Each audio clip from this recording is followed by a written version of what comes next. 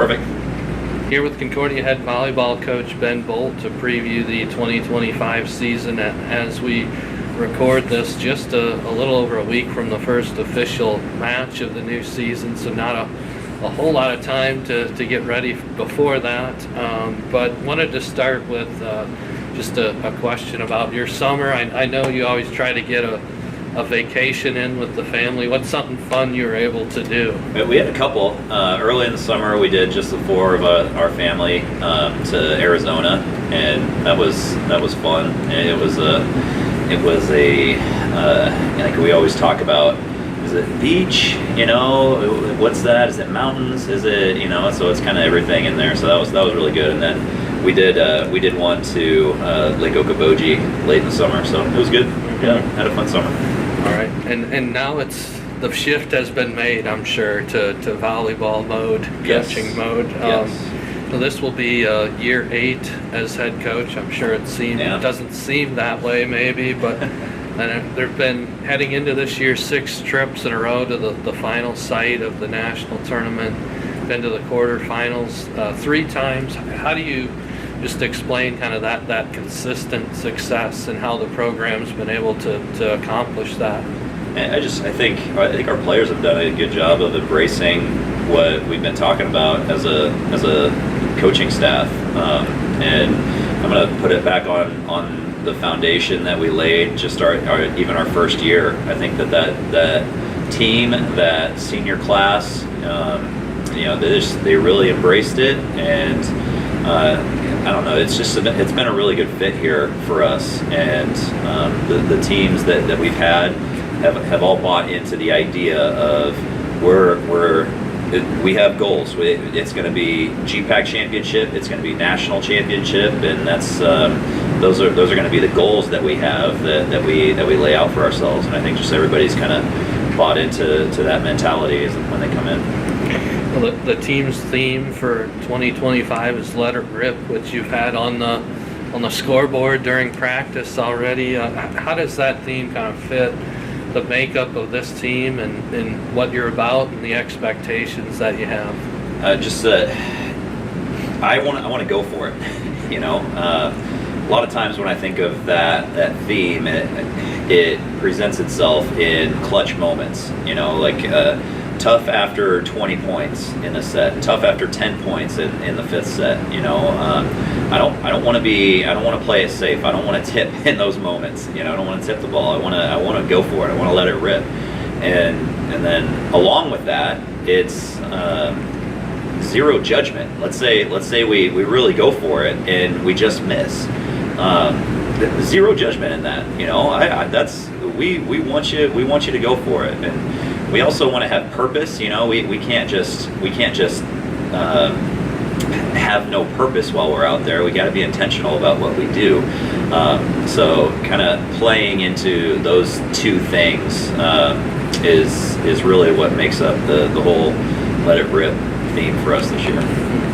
Well, you're going to have a pretty large senior class, and a lot of them expected to have pretty significant roles on the court. What are your expectations for them, and just how they kind of set the standard for what you expect every day? I mean, a focus of ours, especially with our senior class, is to be a servant for the team and set an example of serving others. And I think that who we want to be as a program,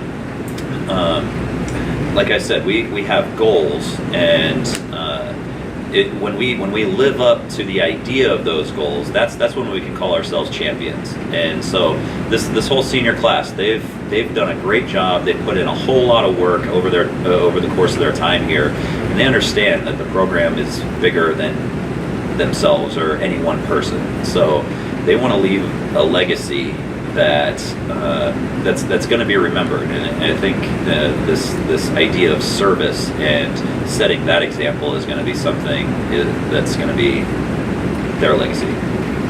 One of those seniors is Ashley Keck, who was a first-team All-American last season.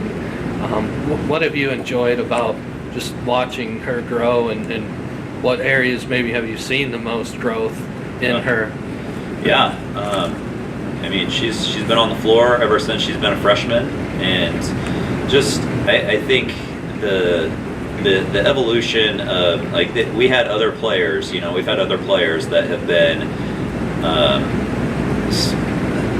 people that we can set, and you know, people that we look to in the clutch moments, and she's had a lot of that even through last year. But you know, coming into this and really having expectations on you, and also being able to handle that and shoulder it, and also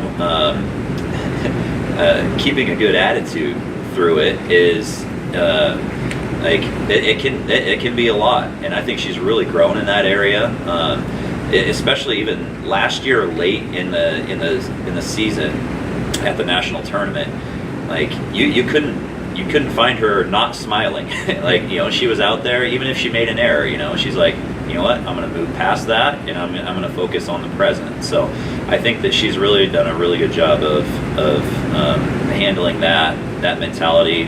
We know she's going to be there physically, so just have been really proud of that evolution for her. Well, she thrived while you made some tweaks with the lineup last year, a two-setter system after Bree Burtwhistle had graduated.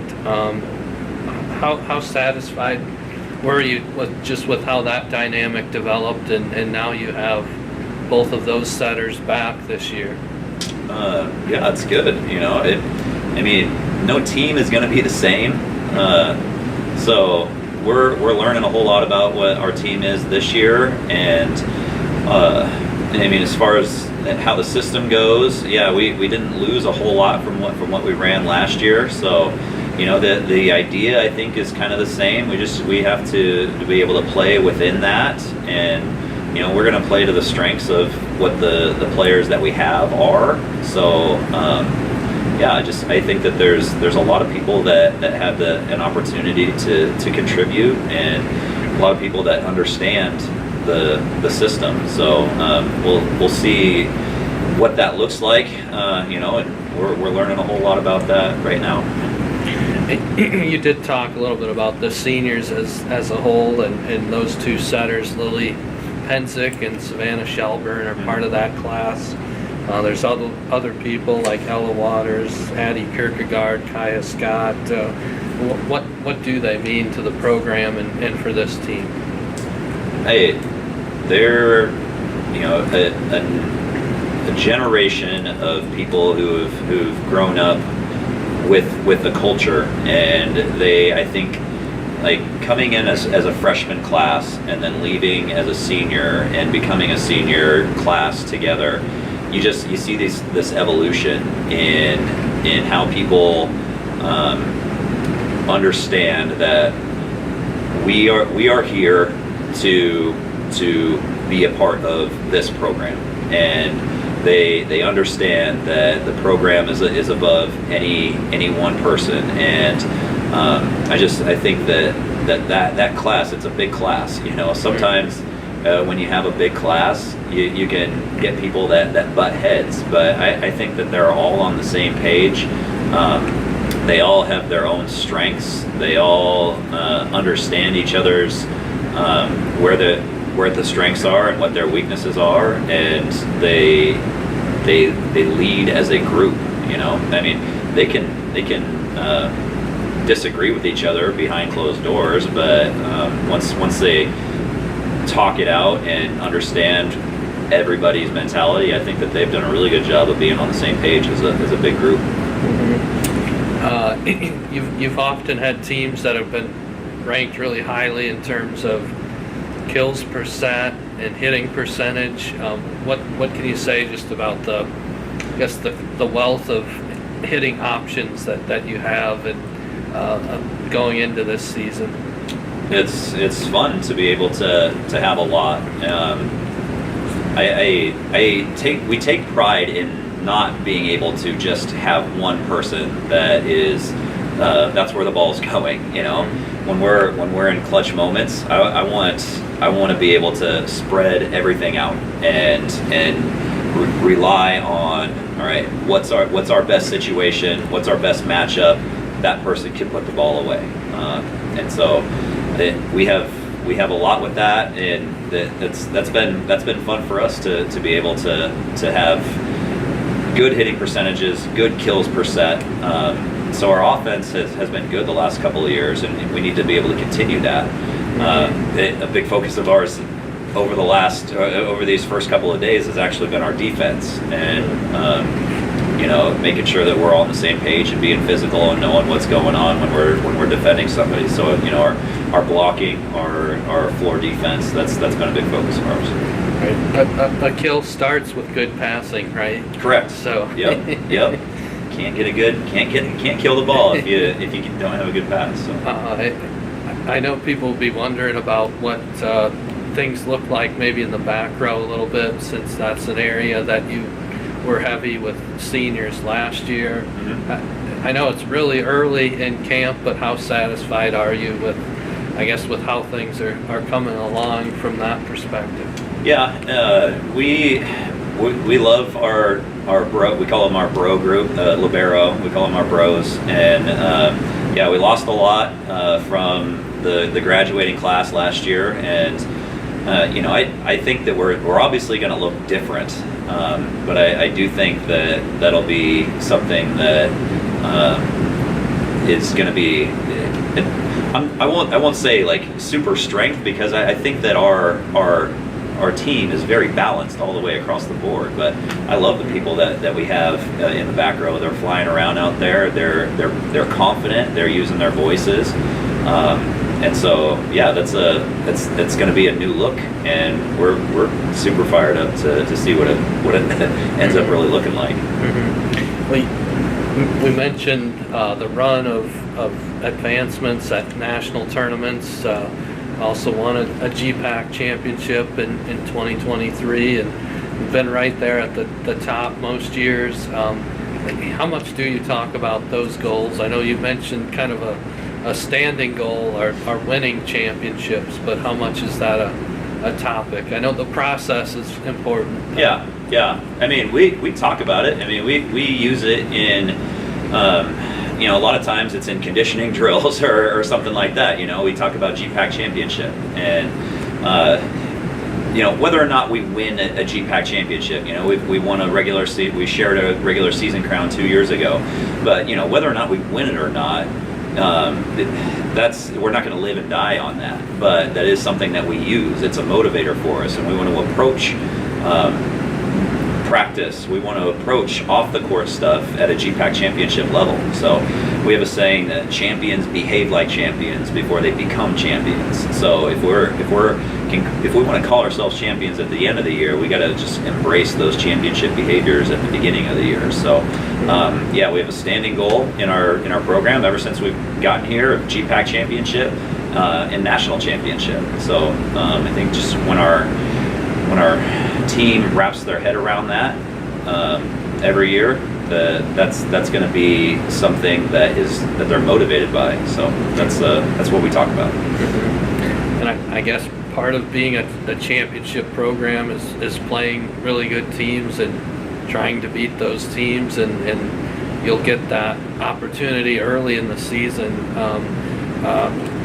What do you kind of hope to get out of the non-conference as you get going with matches before school starts here? Yeah, I want to have a team that's prepared. Prepared for the grind of the GPAC. It's a great conference, and it's really, really hard to win that conference.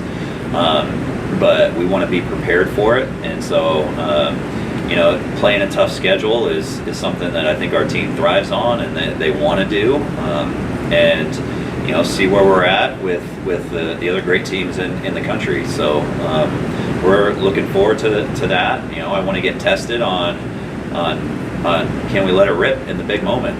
So that's something that we'll find out, and then we'll continue to see and talk and tweak and try to create the best team that we can, through the process of the season. So looking forward to the tough schedule. All right, finally, can I get a SCO Dogs? Let's go Dogs. Boom. Like it.